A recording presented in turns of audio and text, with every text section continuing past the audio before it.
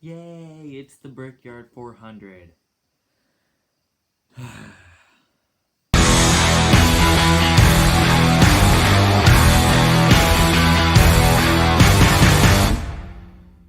What's going on, everybody? Cool 200 here back. Welcome to the NASCAR Lounge. And yes, it is the Brickyard 400 this weekend, or I guess tomorrow because it's Saturday.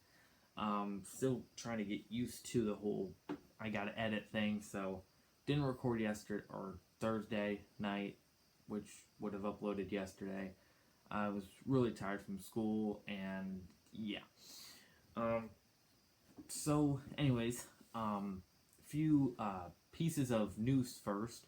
Kurt Busch and Monster Energy are negotiating a contract with Chip Ganassi. Or I guess it's mainly Monster Energy trying to have an extension with Chip Ganassi, which then would probably lead to Kurt Busch staying in the one car, which is good news for Kurt Busch fans as myself. I know I'm not wearing a Kurt Busch shirt, but anyways, so that's good news. Um, and another contract signing thing is Eric Jones finally got an extension on his contract. This is no shock to me, really. Um, I I had said in my early silly season predictions, which I will do an update video on very soon, that he would stay in the 20, and that is exactly what happened.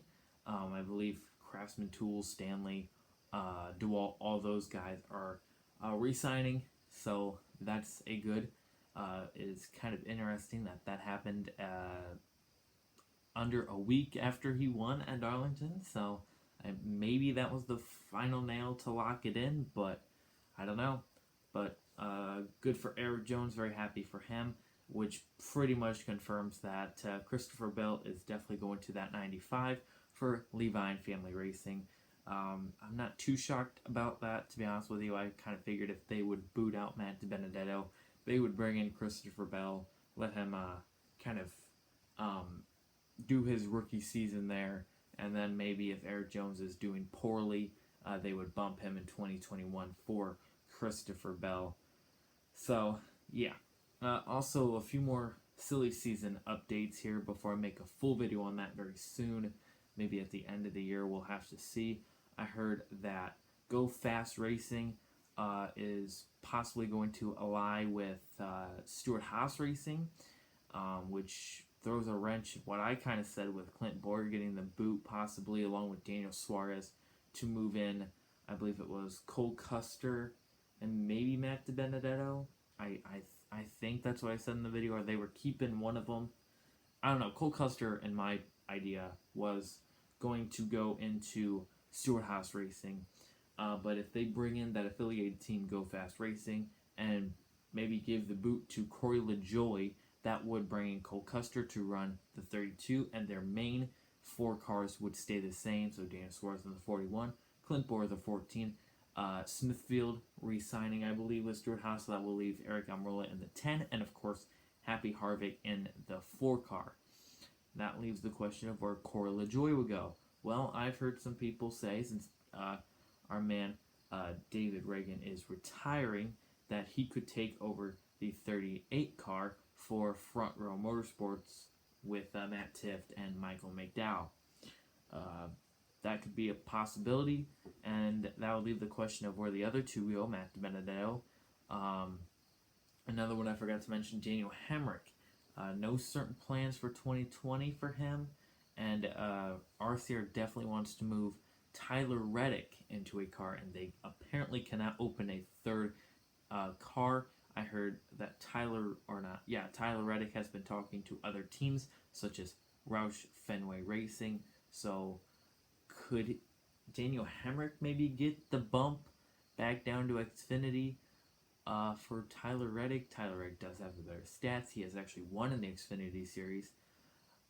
I mean, if I was RCR, maybe take another chance on another rookie, but we'll have to see. I said Daniel Hemrick would be safe in the 8 car, but we'll have to see. And that also kind of confirms where Matt Benedetto is going to go back into the 18 car in the Xfinity Series full time for Joe Gibbs Racing. He wants to stay with that Toyota alliance.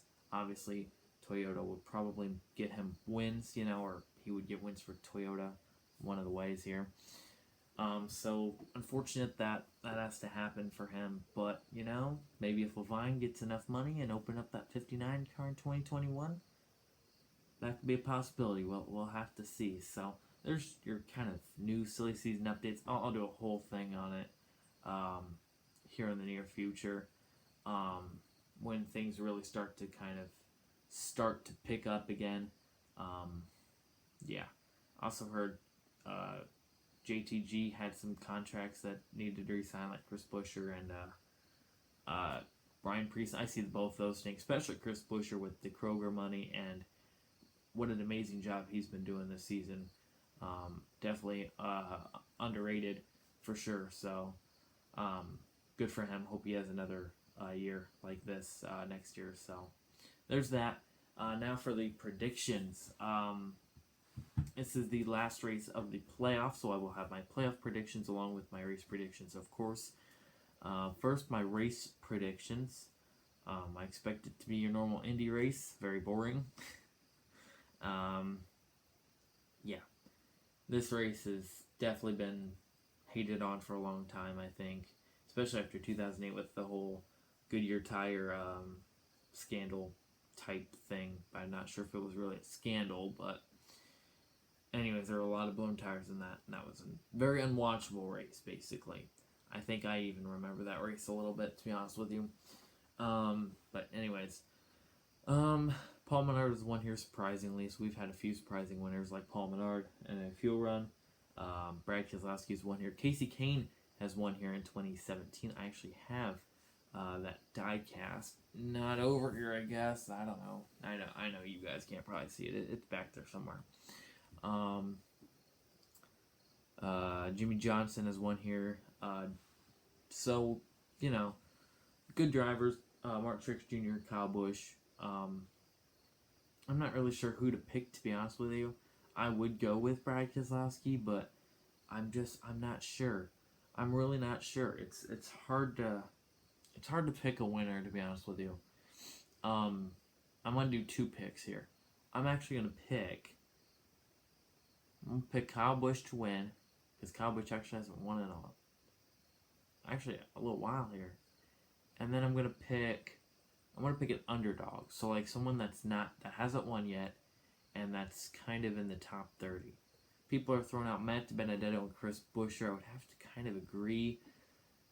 I'm not sure. I'm gonna go with Matt Benedetto as an underdog just because I can. But yeah. For playoffs, I think Clint Boyer will stay the same, maybe a few more points in. With his veteran skills and knowledge, I guess you could say, I think he'll easily point his way in. I hope so. And as for Daniel Suarez and Ryan Newman, I actually am going to go with Ryan Newman. I know Ryan Newman, right? Here's a few reasons why. Do you guys remember 2014? It was the last race before Homestead Phoenix, and Newman was a point from being eliminated, so he runs my man Kyle Larson right into the wall and gets past him to take himself to round 4. I don't see anything different happening, especially if he's around Daniel Suarez. Daniel Suarez had wrecked Ryan Newman at Darlington, and if you're Ryan Newman, that doesn't happen. So, or you don't go unnoticed. So, I think Ryan Newman will do anything and everything in his ability to get into the playoffs. That means playoff points. That means wrecking people if he's got to, moving people out of the way. Strategy. He will do something to get into the round of 16. I have no doubt. I know Daniel Suarez is actually very good at this track, but I have no doubt that Ryan Newman will do something crazy in order to get in the playoffs. So I'm picking Clint Boyer and Ryan Newman in, Daniel Suarez, Jimmy Johnson out. Yeah, that'll be interesting for sure. Jimmy Johnson would have to pretty much win both stages to get in, and I'm not even sure if that would get him in. So it's almost a must win for Jimmy. Not completely, random things could happen, but it's pretty safe to say that Jimmy Johnson isn't a must win. So, yeah, that is my predictions. I thank you all so much for watching. I'm doing a little bit more thinking with my diecast reviews. I've seen some people not really like the single car. I actually have, because it's kept the videos more straight and they haven't taken as long. But, if you guys don't like it, I do what you guys want. So if you guys don't like it, I will switch it back. I have a poll on Instagram, and it's probably not there anymore. It might be. Click the link down below to get all the news on this channel.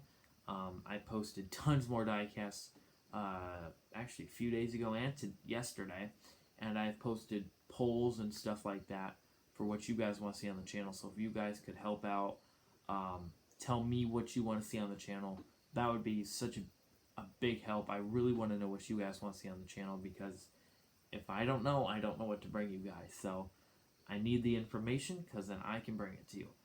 Right now I've been doing older diecast reviews. I've actually got Wave 1, finally, I have all of Wave 1.